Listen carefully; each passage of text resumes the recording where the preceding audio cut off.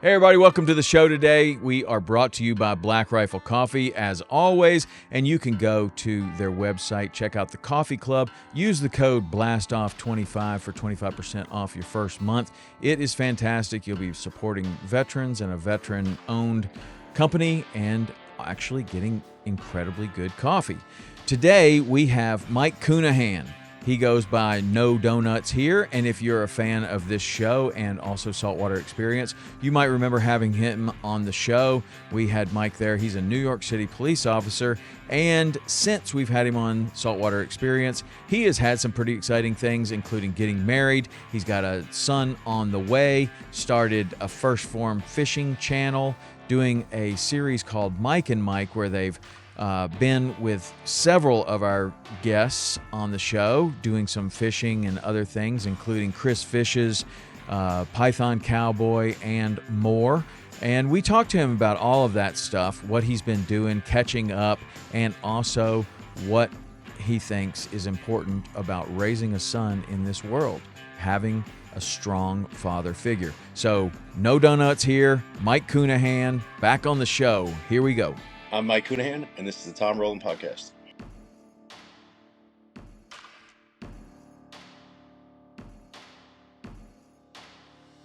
Mike, how are you, man?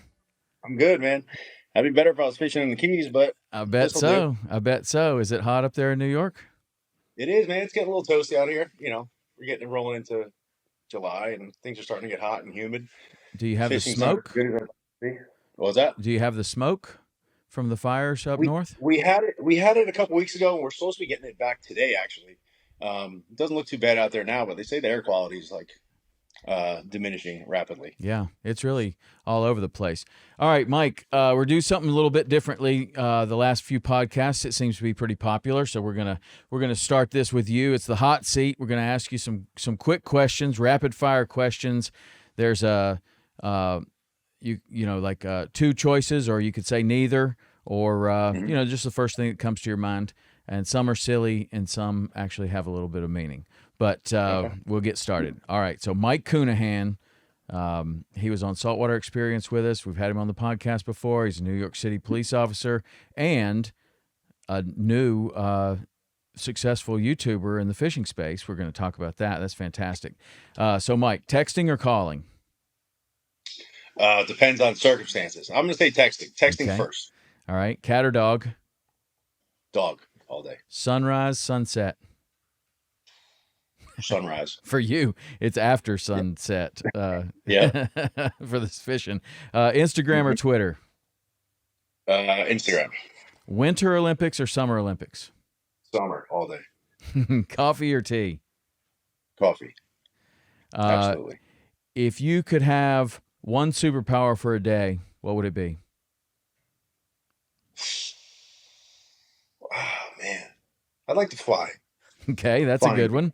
That's a good one. And since I know that you can't fly, or I'm pretty sure that you can't fly, what would you consider your superpower now, or maybe the most interesting talent that you might have? Oh, man, that's a tough one. I would say the ability to call people out on their nonsense. Read through people's not truths. That seems like that might be good for your profession. Yeah. It comes in handy. And well honed. Yep. Something or a couple of things that you're proud of. I would say work ethic. Okay. You know, applied in different fields, I would say work ethic. Outstanding. One tech item that you rely on. Oh, man, my phone, without a doubt. I do everything on this thing. Okay. The best piece of advice that you remember ever having been given. Oh, man. Do it anyway. Do it anyway. Too tired, too sore, too whatever. Show up and do it anyway. Love it. 3 non-negotiables in your day.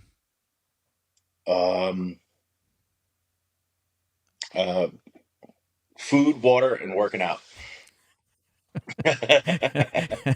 Okay. I keep it very basic. Name a movie that makes you laugh.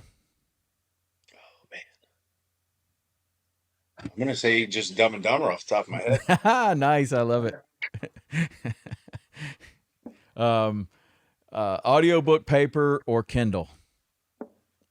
Paper. For Okay. sure. And what's the last book you read? What was the name of it? It was one of wow, I can't think of the guy's name. Or Relentless by Tim Relentless. Grover. Oh, that's Yep. great. I love that book. It's in our book club. Relentless, and then actually, I think I have them over here.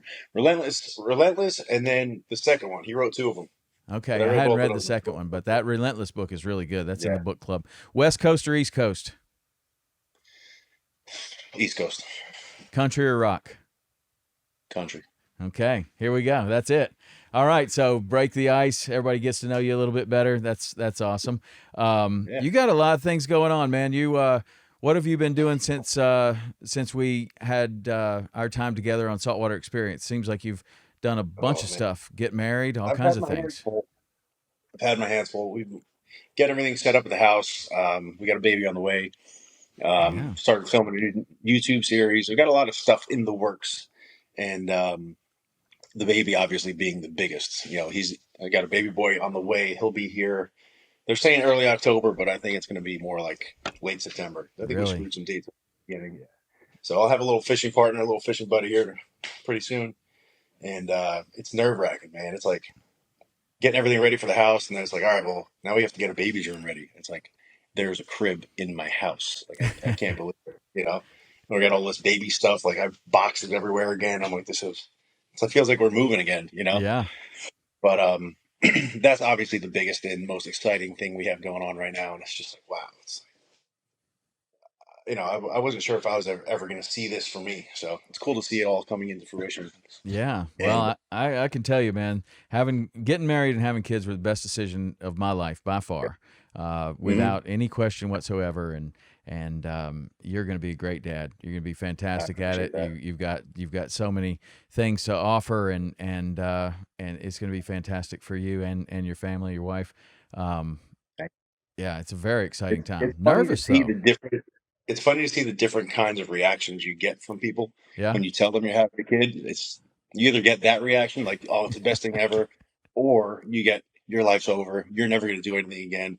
Get it all out of your system now." I'm like, I don't know. I don't see it like that. Like, I see it as another Hey, chapter of my life that I'm able to, you know, kind of guide this little man through life and through the world and build him into the best person that he could be. well, of course you do. That's the kind Yeah. of person that you are. But also, what will happen for a person like yourself is that in the past you have been motivated and inspired and used your work ethic to do some amazing things, and now you're going to have a fire under your ass like you've never had before. Yeah. And if you ever thought you were motivated before, multiply it Hmm. by an exponential 10, and Yeah. that's how you're going to live the next 20 years, probably. Yeah. I'm sorry that fire just recently got lit. I'm like, all right.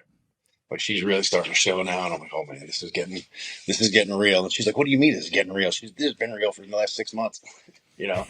But yeah, man, I'm starting to feel exactly what you're talking about. I'm trying to push the envelope on certain things and try to get things, you know, expedited a little bit quicker than they should. But trying to make as much happen as possible. Yeah, well, it's a very exciting time, and you're going to be great at it.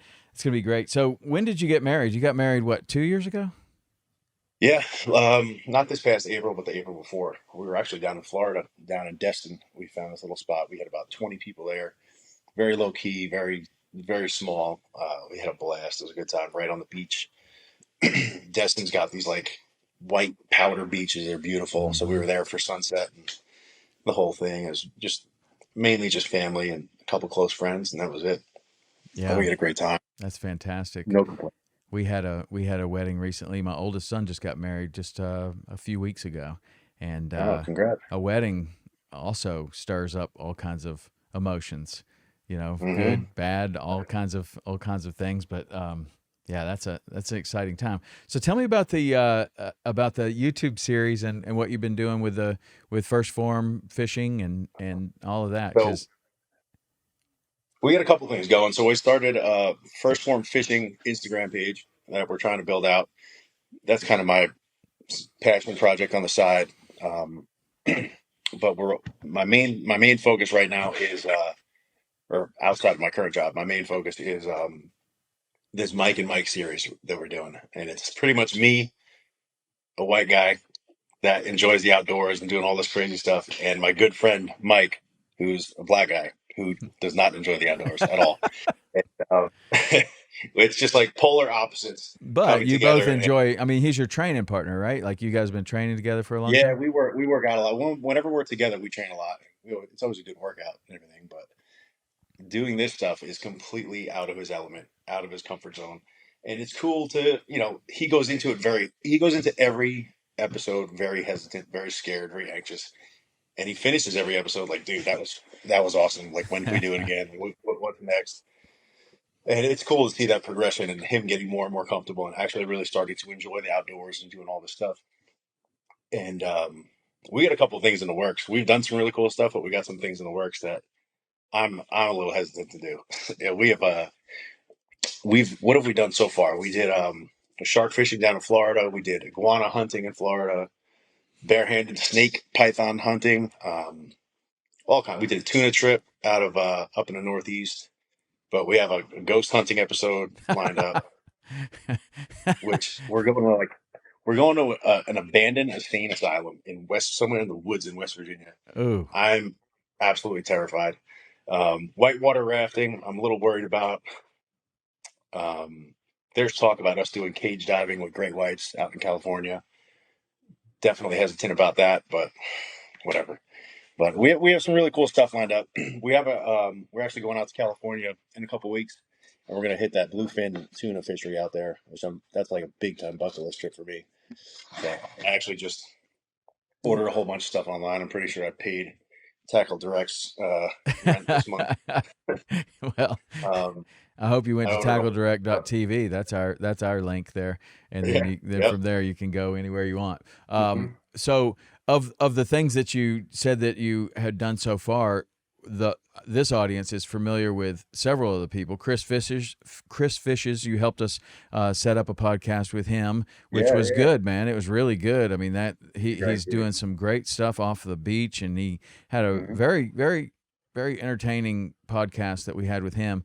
And then the Python Cowboy. He's one of our Yep, all-time favorite guests of all time. I mean, yep. his episodes have always done well. What a Oh, Mike Kimmel. He's an incredible dude down there. he's a That great guy. I met he him. We shot an event together for Sig Sauer out in Wyoming. We'd been following each other on social media for a while, but I got to meet him and interact with him and kind of chop it up with him for a little bit out in Wyoming. And I was like, dude, we got to come down there and do some stuff with you. So we did the iguana hunt and the python hunt with him. He was like, you got to come do a pig hunt. And I was like, I've seen the pig hunts that you guys do. I've witnessed it. We did it in Texas. I was like, that's not for me, man. I was like, I'll shoot pigs, but going and actually getting in there and stabbing them, I'm gonna pass. yeah.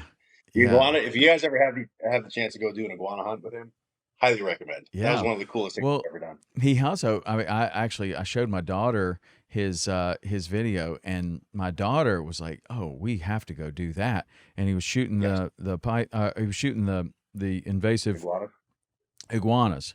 And Hmm. then what I'm most interested in with him is the way that he runs his dogs. I mean, he has Oh, it's got some unbelievable. of the craziest, Hmm. most impressive dogs that Yep. I've ever seen. I mean, they will go after and retrieve anything he shoots.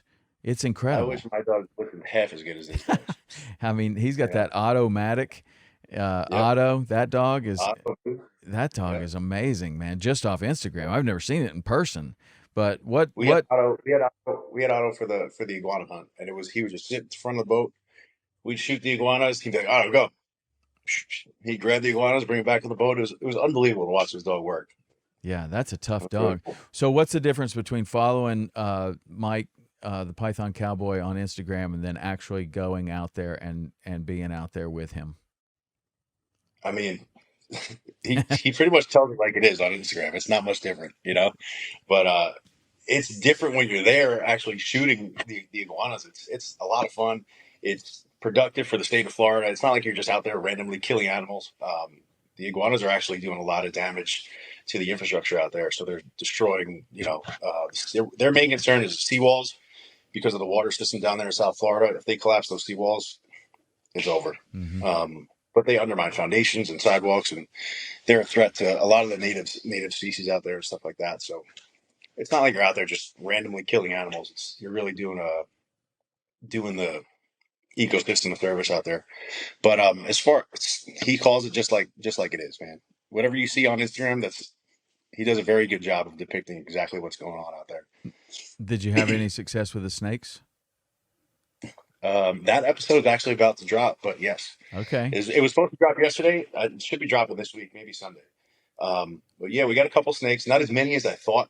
We got one 6'1" that definitely bit me, and then we got another one about 10 feet long, and that was wild, man. Because I wasn't worried about the pythons. It was, oh well, there could be rattlesnakes. It's infested with alligators. There's alligators everywhere down there, and that was my main concern because you're cruising down these, I guess, canals in the Everglades, and you're like, all right, this is like a good island. Let's go check it out. And you have to you're driving over alligators to get to these places. And you're like, all right, well, there could be an alligator like right here in this water, and you don't know it's there until it comes up and bites you. You know, so jumping out of the boat onto the island and then back onto the boat was a little sketchy, but it was fun, man. We had a really good time, and everything's done at night in pitch black. You know, it was funny to see Mike's walking through he's like 6'5", 6'6", something like that. And he's like with a flashlight and a headlight, and all I see behind me is like all these lights flashing all over the place. I'm like, what are you doing, man? He's like, man, he goes, I'm like 2 feet taller than you. I can't get through this stuff. But it was fun, man. It was a lot of fun seeing him maneuver through all this thick weeds. Who was more afraid of the snakes, Mike or Mike? Oh, he was terrified. Does he? I'm okay with snakes. They don't bother me. But apparently ghosts. But apparently you got a real problem with ghosts. Oh man! So one of the guys, the media guys, producers, or whatever they're called, he's like, "Oh yeah, we found this place in West Virginia, and all these inmates like killed each other, and they did all these lobotomies and experiments on all these mentally ill people." I was like, "We're going where? What are we doing?" And yeah, he's like, "Oh yeah, we're gonna be there from 8 at night till 5 in the morning." I'm like, what are we doing for that long? Old psych ward. Like, I don't know. They got all these like infrared thermal cameras and all this crazy stuff. So, man, I'll tell you what, it may be your most popular video because as I look across the channels, I mean, even like the Travel Channel these days used to have shows about going to places. Mm-hmm. It's almost all paranormal ghost hunting now. So those kind of shows, they must rate really well. And definitely, I bet that when you put this video out, you might be very surprised at how well it does. I think there's a real audience out there for it. It better be, because I don't really want to do it. I don't blame you. That kind of stuff makes me, I don't know. I never liked going to haunted houses when I was a kid. I just didn't like it. Like, I mean, even around Halloween when it's fake and people are wearing costumes, I don't like that. I just don't like it. It's not fun. So quick ghost story. I was probably in high school when this happened, and I came home from a friend's house or whatever, and I was talking to my mom. She was up super late. This is at like 2:00 in the morning. I'm talking to her, and we hear this noise coming from the basement. I'm like, what the hell is that? And we go down, go slow walk downstairs, and we hear it. It's getting louder and louder. I'm like, what is this? As soon as my foot touched the basement floor from that last step, it shut off. Oh, wow. And I was like, I get goosebumps thinking about it. I don't want to goose up. But we start turning things on to try to figure out what the noise was. And it was a treadmill. So I turned the treadmill on, and I'm like, this is what it was. But the key to turn the treadmill on wasn't in it when I got downstairs. So how did this thing turn on? It was just bizarre. So I have my theories. It's creepy. Yeah. Well, I mean, you have people that claim that they've seen them. I had, Key West is a very haunted place because of all the pirates, I guess, and they do ghost tours down there in Key West all the time. And I had a friend that lived in one of these houses where they walk in front of the house and they talk about all the ghost stories in there. And they lived in this house. And I asked him, I was like, "Do you ever see any ghosts in there or anything?" And he's like, "Yeah, we sure did." And I was like, Hmm. well, what do you mean? Like, tell me about it. Like, was it scary? And he goes, no, they were funny ghosts, like just mischievous ghosts. And I was like, what are you Yeah. talking about? And he'd say, you would do things like you would close the refrigerator door and you would turn around and you'd be doing something and you turn back around and the refrigerator door's open. Or like you would, put the toilet paper, you would replace the toilet paper roll, and then you Hmm. would go back when you went back into the bathroom, even though no one was there, all the toilet paper was rolled off of the toilet No. paper roll. And then they'd replace it again. And then, maybe not the first time or the second time or the third time they go back in there, but then another time they'd go back in there and all the toilet papers rolled off the roll. And just weird things like that. You would put your keys down and then you would come back to get them and they weren't there. They were at the other end of the table. And Hmm. nobody else is there. And he said that stuff happened all the time in this house. And he said it never was scary. It was just kind of like, I know I just put that coffee cup Yeah. there and it's now Uh-huh. here. That is so weird. And there was just this feeling of just like it was weird, like not like scary and nobody ever jumped out and said boo, but he just was like there's no other explanation Yep. except, there were weird things going on there. Yeah. And Hey, I guess that's better than ghosts trying to kill you in your sleep or something like that. yeah, yeah, no thanks. I don't know. We used to have this place when you said it, insane asylum somewhere. We had this place when we were kids, and they called it Pine Breeze. And you would tell all these ghost stories beforehand, and then you would drive up this old kind of abandoned road that was all overgrown with kudzu, and it looked like something straight out of Scooby Doo, like a Scooby Doo Mysteries thing. And you would drive up there, and then there was this old building, and I don't know what they used to. I heard it was a tuberculosis ward, and they had some Yeah. smokestacks on it, and it was just all Yeah. abandoned. The windows are all broken out, and you could just scare somebody so bad because it was such a Oh, yeah. spooky looking place. And that's probably what's going to happen to you exactly. They're Oh, going to without a fill doubt. you up with all these stories of what happened, the Yeah. inmates and So you everything get, else. from what I understand, you get a tour of the place by like a guy that works there or whatever. You get a tour of the place, and they give you like a flashlight, and they're like, "All right, go have fun." You get free roam of the place. I'm like, this isn't gonna end well. Man, So I well, hope you guys don't have guys like jumping out on us because it won't end well. Trust me. yeah, I don't, not the wrong party. Yep. But Wrong Mike and Mike. yeah, yeah. Well, good luck with that one. So, what about the Yeah. fishing? The fishing ones. Tell me about what you know about the bluefin trip that you might do in California. Um, from what I understand, some of the stuff is very similar to what we do here in the Northeast. They do a lot of jigging, a lot of popping, stick baits, and stuff like that. But what they do there that we don't do here is, I guess they use like a kite, and they'll put a bait up with a kite, Mm.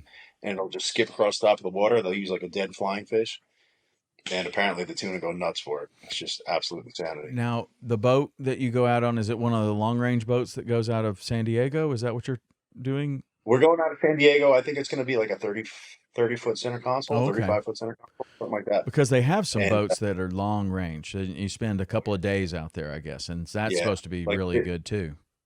the big head boats and stuff. Like I think so. I don't know if I could do those just because I don't like giant crowds of people, Hmm. or just especially fishing. I try to avoid the crowds. This is just going to be me and a couple of guys from First Form, and we're just going to go have fun. We got some energy drinks coming out, and we're trying to get some content for that. So it'll be a good time. All right. All right. And then, do you have any other plans? Are you putting all this together, or is somebody helping you to kind of put the fishing part together? It's like a team effort. A lot of the media guys are coordinating all the back end stuff. We're going to kind of parlay that into another Mike and Mike episode. So we're going to get out there on Friday or Thursday, fish Friday. Me and one of the guys from headquarters, and then Saturday we're going to go rent these like side by sides and blast through the sand dunes out there in California.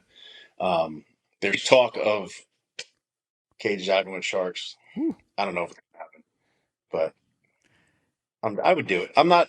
I'm a little hesitant, but I would be excited. I'm intrigued by it. It's Yeah. something that I've always wanted to do, but I'm always like never had the courage to do it, Oh, I or the mean, opportunity, really. yeah, the opportunity maybe more so.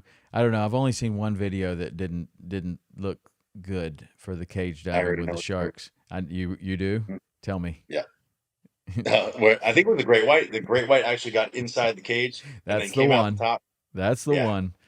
So That's if the we one. do it, that will be playing on repeat in my mind. Listen, that had to be the one in a million. I mean, because the Ugh. opening of the top of the thing is literally out of the water and it's Yep. small. And Uh-huh. that just had to be one in a million, right? For that shark to end Hopefully. up in there. And then everybody was fine. But that is a freaky, freaky video. Now, I've never been like what you're doing there, but I have been in a shark cage, and it's far less adventurous, I think. In Bimini, there's a place at the end of a dock in Bimini. They have a cage right there at the end of the dock, and it's where they clean all the fish, and there are all these bull sharks that come in, and there'll be a Yeah. dozen giant bull sharks right there. Oh, yeah. And so the bull sharks are very aggressive. And they can, it could not be good to be swimming with all those bull sharks, but they're in there, and these guys are just slapping mahi carcasses on the surface and chumming everything they possibly can, and all these bull sharks come right up, but you just get on a snuba deal. So they have like a air compressor up there, and several hoses go down, and you just breathe through the hose, and you're only 6 feet under the water, and so you're sitting on the bottom in this cage. And these sharks are just coming up very close to you. But I could see that, there's no way that the shark could turn sideways or anything. I mean, the bars are way too close for the shark to be able to get in there. And I did it with my daughter, and it was cool. I had my hands like this the whole time, even though the cage was 5 feet over there. I was like this, like no fingers are going outside of the cage for me. How'd your daughter handle it? She was fine. I mean, really, it's very. I think that if you take a big boat out there, you deploy the cage in the water, you're out in the open ocean, you get in, you don't know what to expect. I think that could be a whole different level of apprehension and nervousness that you might have. In this situation, you walk to the end of the dock. There's already somebody in the cage. You're watching them do it. You're like, okay, I'm just going to climb down that ladder. There's zero exposure. I'm climbing down the ladder directly into the cage. There's zero exposure with anything. And I've seen people do this for the last 20 minutes while I'm waiting for my turn. I really didn't have any problem with it at all. And neither did she. But I mean, I'm saying though, there's a big difference between that and the open water. Even though the danger might be the same, there's a whole different experience with a rocking boat out. You can't see land. You're going to have to jump in the water and then get in the cage. I don't know. There's a few more variables there. I might have a problem with that, but I didn't have a problem with the one we did. Have you seen the videos of the guys free diving with the tiger sharks? Oh, sure. Yeah. Oh my God. Where they feed them all the time, and sometimes those things are like pets, and they just pet them on the nose and turn them upside down, and they're holding a big 12-footer by the nose. It's incredible. Yep. I think it's incredible. I don't know. I've seen some of my buddies they're up in like northeast Florida. They're getting some giant sharks, tiger sharks, hammerheads from the beach. Oh, they're catching them. Yeah, northeast Florida on the Atlantic side. Yeah, up by like New Smyrna out there. Mm-hmm. Unbelievable. Just it's crazy to think that they're that close to shore. Well, I mean, if you look at we used to do a lot of. My family used to go on a vacation around the Myrtle Beach, kind of Pawleys Island, South Carolina area. And we did a lot of surfing and swimming in that water all the time. And the water's murky, and there's lots of bait in the water that we can see tarpon rolling along that beach sometimes. And, you're always thinking, well, I'm sure that there's sharks in here, lots of them. And and even when the movie Jaws came out, everybody's scared to death, but we just kept swimming in the water. And now, after they've done that O-Search program, and you've seen them tag these great whites all over the Atlantic seaboard, and then they track them, and you can go to the O-Search website and you can see all the data on all the sharks that they track. And not only do they go close to the beach, but they go up in the inlet These are great whites, Okay. way up in the Uh-huh. inlet, sometimes up in the river, then down right along the beach. All those same sharks come right through the Florida Keys, and Yep. I mean it's incredible. And people would say, in the past, maybe we were just talking about this on another podcast about somebody hooking something or catching something, and it was real big, and then something so big came and ate it, and what could it Oh yeah. possibly have been? Uh-huh. Well, I mean, now that you have the data showing that there are a bunch of great whites come right through here, I Yeah. could have been that. Could have been We that. had we had video two years ago of a really big mako shark that came into one of the inlets and beached itself right where I fit, right one of my fishing spots. Wow. It was going absolutely berserk. I couldn't believe it. It was like a 10-foot mako. It's A huge. mako. Wow. That's one of the fastest ones in the Yeah. ocean. I wonder what's going on with that fish for it to beach I don't know. itself. It was inside the inlet. I mean, You know. obviously, probably chasing bait and Yeah. got a little too Hmm. carried away. Oh yeah. So your So there you shark go. fishing, have you had a good year of shark fishing on the beach? Because there are more sharks that now than I've ever seen in my life. So I haven't. I actually haven't been out for shark yet, but I see a lot of my buddies are getting some of these giant sand tiger sharks out in Long Island. Mm. Um, but I haven't been out there yet. I kind of got the itch because bass fishing starting to slow down. We get it good in the spring, and then it slows down in the summer, and everybody just kind of starts to shark fish or just hang out. So I've been kind of getting the itch to get out there and try to get one of these big sand tigers. What do you know about the sand tiger? Because that's a shark that you see in the aquariums and stuff when you go to Yeah, one of the big aquariums, and they got I this crazy don't know much ragged about mouth of teeth. it. And Yeah, that's the thing that's most like intriguing about them is their teeth. They're all like yeah. all over the place. It's unbelievable to see. How They're how do your very friends intimidating. fish for them? I mean, just like dead bait on the bottom, or I mean, they Yeah. don't seem like a fast, aggressive shark when I see. And No. I've never seen one in the wild. I've Mhm. never caught one, but just I have Yeah. been to the Atlanta Aquarium or other aquariums, and you Mhm. see them. You're like, that is pretty slow shark. It seems Yeah, they're like. kind of like big lumbering Yeah, like. But I mean, it makes for a cool picture. It's a cool sure it cool does. opportunity. They get pretty big too. They're getting them over 10 feet. I think from the pictures that I see, they look pretty big. Wow. But I've seen, man, I don't know. I've seen more this year caught than I think I've seen ever before. I've seen already. I don't know, five or six, Wow. and it's still early in the season. Early in the So season. And is that a shark that people catch regularly up there, or is that something different yeah, than but normal? we get like regular. We get a lot of brown sharks and stuff like that. But we've Hmm. been actually getting more black tips and spinners up here. Yeah. So it's these last like 5 years we've been getting a lot more of those. But a lot of brown sharks and stuff, and the sand tigers and stuff like that. But a lot of guys are really starting to get a lot of the spinners and the black tips now. That's actually because we have these big bunker pods that actually didn't show up this year. We were getting these huge pods of bunker that would be like football fields of bunker Hmm. all over the South Shore of Long Island, and they just didn't show up this year, which kind of helped the bass fishing, honestly. Um, Guys had a really good spring down there, um, but yeah, bunker just never showed up. That's So disturbing.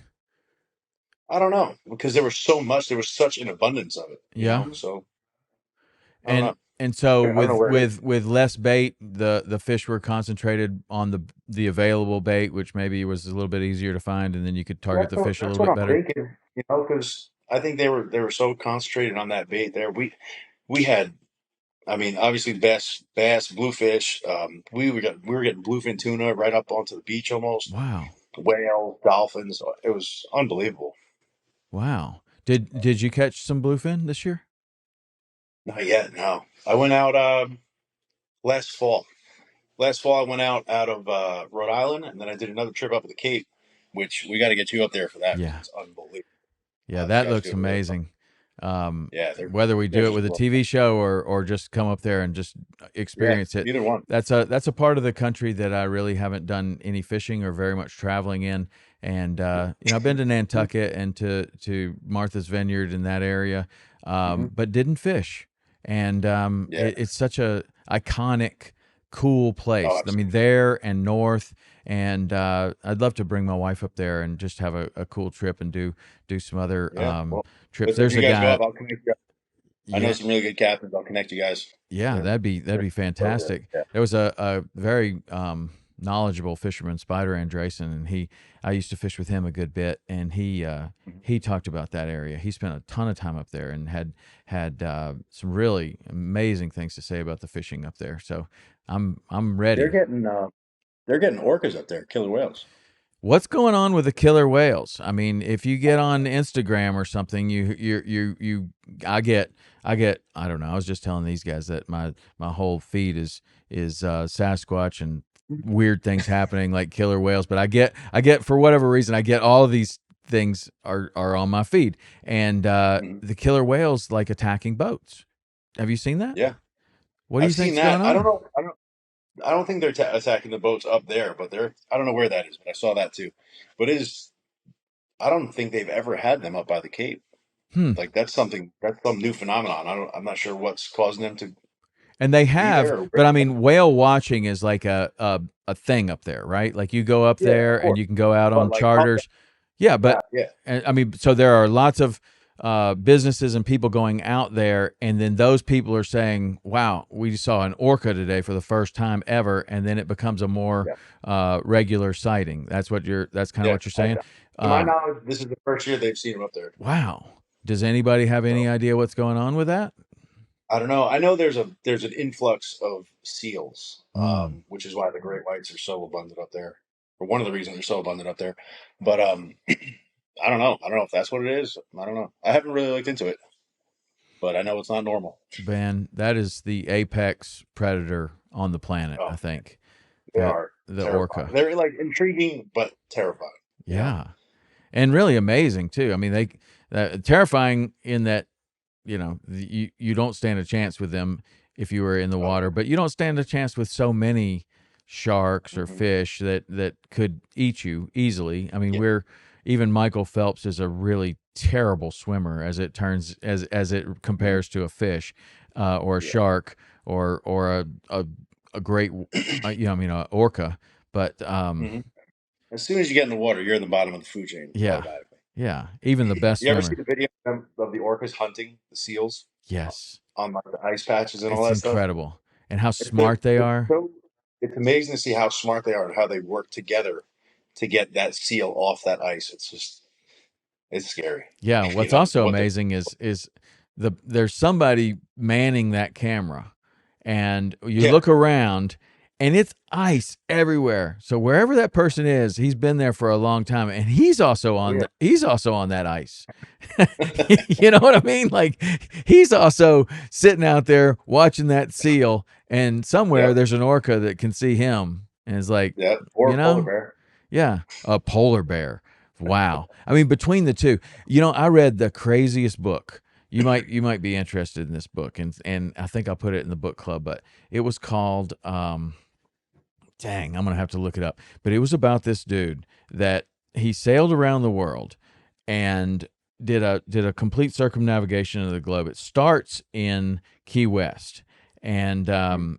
and he's coming in from his trip around the world to Key West, and he's like, that was a great trip, but there's got to be something else where I could take it to the limit.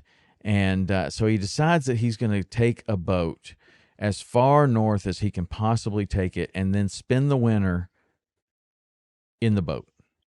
No, And I'm going to amazing. find the name of this book right now. And it's called North to the Night by Alva Simon. And Okay. this book is wild, man, because he knows he's going to get iced in up here, and Yeah. he knows that he has to have enough food, and he has to have enough water, and he has to have enough heating oil, I think is what he's using to heat the boat. And it's him and his girlfriend and their cat. And listen, man, there are these polar bears that hunt them, and they get Oh iced in yeah. up there, and all of the people up there are like, you can't stay up here. And he's like, well, no, I think I'm going to. And they're like, well, listen, the plane's going to come by one more time, Uh-huh. And after that, it might be 2 years before we come back. I Wow. mean, depending on the severity of the winter, are you Yeah. good to sit here for 2 years? And he's like, yep. And he's got this boat that is made out of like uh, steel so that it's not going to get crushed by the ice. But this book is unbelievable. It's an unbelievable book, what this guy does. I'm gonna have to check that out. That Yeah. trip is not for me then. Not for me Keep me either. I mean, warm. sitting on a little on a steel boat, hoping you don't get crushed by the ice, and meanwhile hoping that as soon as you stick your head out of the porthole of your boat, that a polar bear doesn't rip it off. Yeah. Oh my God. But he said those polar bears, they are very cunning and very Oh smart, yeah. and they absolutely hunt you. They are terrifying. I saw a video of one eating a seal, and it was the most brutal thing I think I've ever seen. It was it was horrible. Yeah, and they can Couldn't watch it. swim. Have you seen them Oh yeah. swim? So I mean, they can swim so good, and they'll like Yeah. swim around and stick their head up, just like the orcas do. Oh yeah. Stick their head up and make Yeah. sure they see somebody, and then swim way And over they'll there. sneak up, just the same way the orcas do. And they'll like spot one from however far away, and they'll go all over the ice and then into the water and pop up over here and work their way over. And oh man, It's it's got to be incredible. terrified being out, Yeah, literally being hunted. yeah. I don't know that I mean, maybe you could get in a situation like that with a grizzly bear, but I just think there's so much less food, Yeah. available food where the polar bears Mhm. are, that if they see something moving on that ice, they're like, Time. It's on. I'm Yep. gonna eat that. Oh, yeah. So, Mike, with the baby, you got the series going.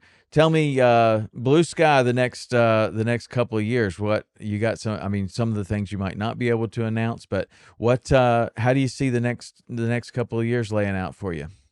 And your police Um, work. Like, are you? How much longer are you gonna work on? I have 4 years left till I can retire and get my pension and do all that stuff. I don't know if I'm going to make it, but it depends on what happens with life and everything outside of the job. I'd like to finish the 4 years out and collect my pension and ride off into the sunset. But time will tell what happens with that. I see many sleepless nights ahead of me with the baby.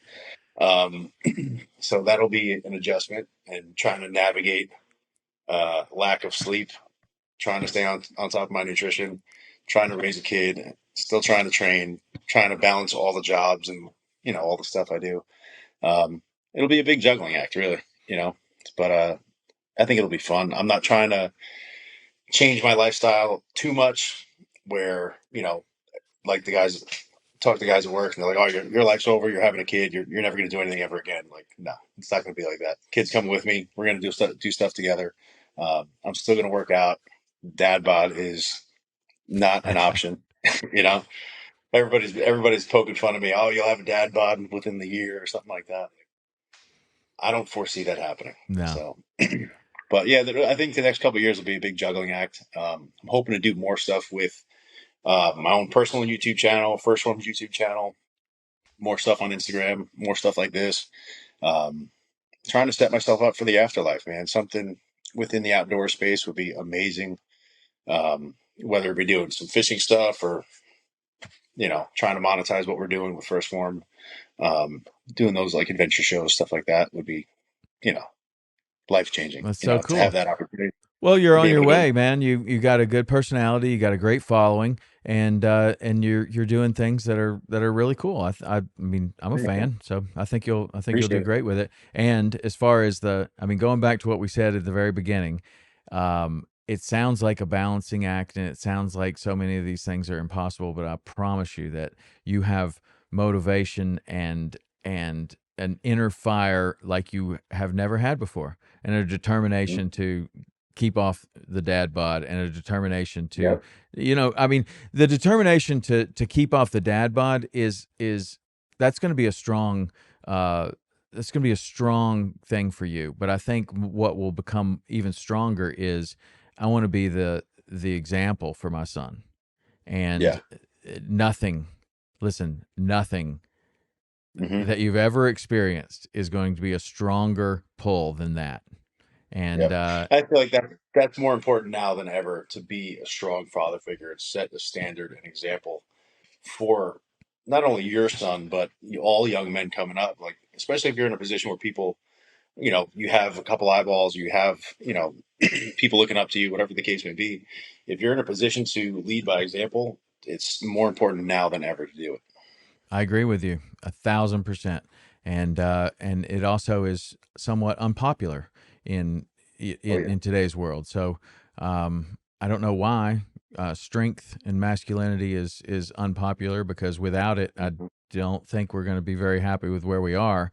But Yep. yes, you're exactly right, and you're setting yourself up in a really good position for that, and especially for your own son. That's huge. We just kind of glossed over where people see your stuff. So tell me how about the First Form channel, your Mhm. channel, your social media. Where do people find you, and how do they follow you and see what you're doing? I do a lot of stuff on Instagram. Going to be no donuts here. The first form outdoors is on the first form channel. What else? Michael, YouTube, I believe. Just getting that started. Recording my first tomorrow, and yeah. How about the Fit for Duty, or fit? What do you call it? Fit to train? Fit for Duty. Fit So for Duty? it's a charity training event we've done for years now. We brought it back here just because the last couple of years were a little dicey. You know, Yeah. how the last couple of years were.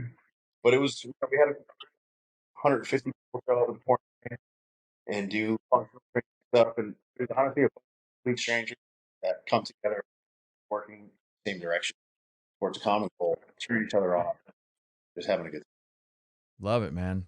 That's great for the community.